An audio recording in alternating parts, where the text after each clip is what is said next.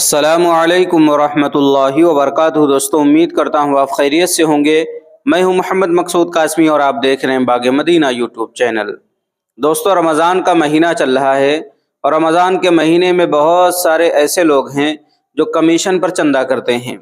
تو آج کے اس ویڈیو میں ہمیں جاننے کی کوشش کریں گے کہ کمیشن پر چندہ کرنا کیسا ہے۔ تو سائل سوال کرتا ہے دارالعلوم دیوبند سے۔ سوال کا عنوان یہ ہے، کمیشن پر چندہ کرنا کیسا ہے؟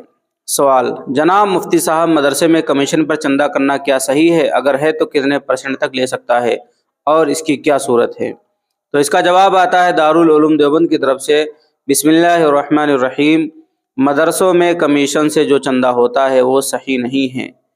یہ ایک قسم کا اجارہ ہے اور اجارے میں پہلے ہی سے اجرت ماہانہ یا روزانہ کی طے ہو جانا ضروری ہے۔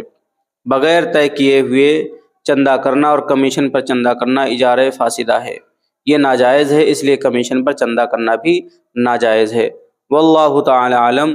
دارالافتاء دارالعلوم دیوبند۔ دوستو، اسی طریقے سے یہی سوال same to same Banuri town Karachi Pakistan سے پوچھا جاتا ہے۔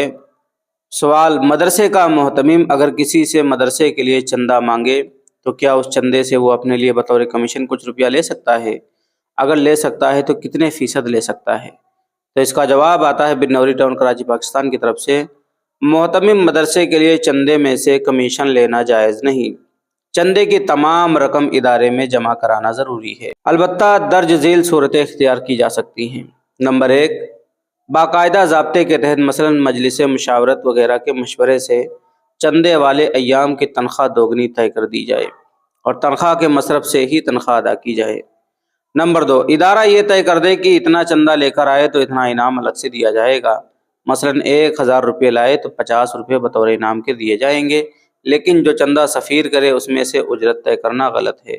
فقط واللہ تعالی عالم۔ دوستو، اسی طریقے سے سائل سوال کرتا ہے، اگر مدرسے کا محتمم سالانہ چھٹیوں میں مدرسے کے کسی مدرس کو چندے کے لیے بھیجے اور اس کے ساتھ یہ معاہدہ طے کیا جائے کہ جتنا چندہ ہوگا اس کا 1/3 سفیر کا ہوگا، یا یہ بات طے ہو جائے کہ ہر لاکھ پر سفیر کو 1000 بطور انعام ملیں گے، یعنی ماہانہ تنخواہ کے علاوہ پورا سال ہر ماہ لاکھ کے حساب سے 1000 روپیہ بھی ملا کرے گا، آیا یہ دونوں صورتیں جائز ہیں یا نہیں؟ تو اس کا جواب آتا ہے، نمبر 1، واضح رہے کہ مدارس کے لیے چندہ کرنے والے سفراء عاملین میں داخل نہیں ہیں، کیونکہ یہ حضرات اسلامی حکومت کی طرف سے زکوٰۃ وصول کرنے کے لیے مامور نہیں ہیں، لہٰذا سفراء کی تنخواہ زکوٰۃ سے دینا جائز نہیں اور نہ ان کے سفری اخراجات زکوٰۃ کے مد سے ادا کیے جا سکتے ہیں۔ البتہ مدرسے والے چندے کی رقم کے بغیر اپنے امدادی فنڈ میں سے تنخواہ مقرر کر کے اسے دے سکتے ہیں۔ نمبر 2، چندہ یا زکوٰۃ وصول کرنے کے لیے کمیشن پر سفیر مقرر کرنا جائز نہیں۔ اگر مدرسے کے چندہ کرنے کے لیے تنخواہ دار ملازم ہے تو اس کی اچھی کارکردگی کی وجہ سے تنخواہ کے علاوہ بطور انعام فیصد کمیشن غیر زکوٰۃ سے دینا جائز ہے، لیکن زکوٰۃ کے پیسے سے کمیشن دینا جائز نہیں، بلکہ زکوٰۃ کا پیسہ مدرسے میں جمع کرانا لازم ہے اور یہ انعام مدرسے اپنے امدادی فنڈ میں سے دے سکتا ہے۔ اور اگر تنخواہ دار ملازم نہیں ہے تو کمیشن پر چندہ کرنا جائز نہیں، کیونکہ اجرت معلوم نہ ہونے کی وجہ سے اجارہ فاسد ہے۔ اسی طریقے سے فتاوی محمودیہ میں لکھا ہے، ہمارے ہاں مدرسے کا چندہ ہوتا ہے، اس میں سفراء کمیشن بھی لیتے ہیں، یہ کہاں تک درست ہے اور جائز ہے یا نہیں؟ الجواب حامدا و مصلیہ، اس طرح معاملہ کرنا کہ جس قدر چندہ لاؤ گے اس میں سے نصف یا ثلث وغیرہ تم کو ملے گا، شرعاً درست نہیں۔ اس میں اجرت مجہول ہے، نیز اجرت ایسی چیز کو قرار دیا گیا ہے جو عمل اجیر سے حاصل ہونے والی ہے کہ یہ دونوں چیز میں شرعاً مفسد اجارہ ہیں۔ دوستو، امید کرتا ہوں پوری بات آپ حضرات کو سمجھ میں آ گئی ہوگی۔ تو رمضان میں جو لوگ کمیشن پر چندہ کر رہے ہیں وہ باز آ جائیں۔ اب آپ حضرات کا اس فتوے کے متعلق کیا کہنا، نیچے کمنٹ باکس میں رائے کا اظہار ضرور کریں۔ پہلی بار چینل کو دیکھ رہے ہیں سبسکرائب بھی کر سکتے ہیں۔